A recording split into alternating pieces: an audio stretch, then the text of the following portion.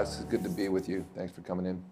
I want to jump in and start talking about for-profit prisons. And so could you just share a little bit about who you are and how you got to be working on this topic? Sure. So I am the Associate Director of the Human Rights Defense Center, which is a Florida-based nonprofit organization that works to preserve the rights of people who are incarcerated in U.S. detention facilities. I'm managing editor of our monthly publication, Prison Legal News. I serve in a voluntary capacity as president of the Private Corrections Institute, which opposes the privatization of correctional services.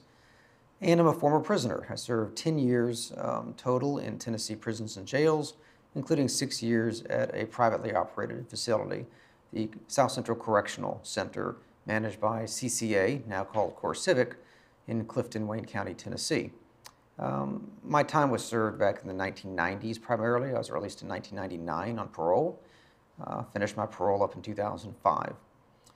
So the reason I got involved, I think, is the reason most people get involved in something is because it directly impacts them or they have directly experienced something that has led them to a lifetime or a career in activism on that issue. So most people I find really don't care about an issue, don't get involved, have no interest, unless it directly impacts them or someone they love or care about. So in my case, of course, having spent 10 years in prison and having experienced the pretty abysmal nature of our criminal justice system, when I got out, I wanted to make the system better for those who were still in. I still have many friends who are serving time in prison. So a lot of people, when they get out, they want to put their prison time behind them. They don't want to, dwell on it or think about it. But some, including myself, it's just the opposite.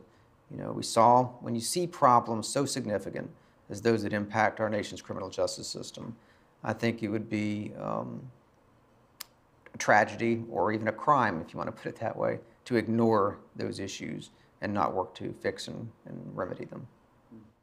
Well, that's a big can of worms, but let me just ask you, what were some of the problems that were most vexing from your point of view?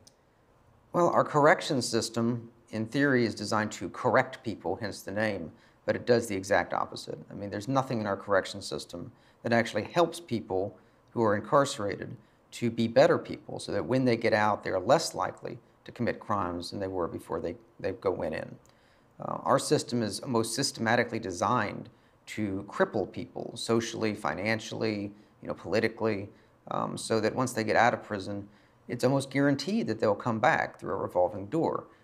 And our nation's roughly 70% recidivism rate over a 5-year period is a testament to the fact that the system is a dismal failure.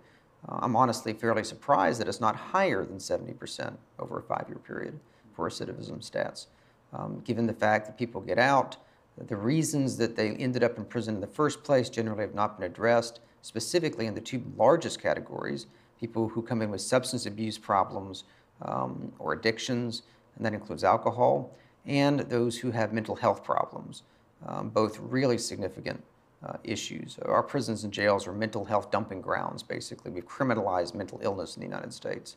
And we treat addiction and substance abuse and alcoholism in many cases as a criminal issue instead of a treatment issue or medical issue. And then when people get out, of course, they have felony records now, criminal records, makes it almost impossible for them to find jobs. They're pariahs. We never let them, forget that they're criminals. Often they have no more voting rights. It's hard to find a place to live because of applications that require them to disclose their felony convictions. They, in many cases, can't get occupational licenses. They come out often with huge debts from restitution and court costs, in some cases child support that has just piled up over the years they've been locked up. And this just translates to a complete system failure. Now, that's assuming that the system is designed to work in the way we think it's supposed to work. For some people, it's a roaring success for those who profit and otherwise benefit from our criminal justice system as it exists. Politicians benefit greatly from being tough on crime. Their constituents benefit from having prisons in their community that provide jobs, payroll, economic incentives for local communities.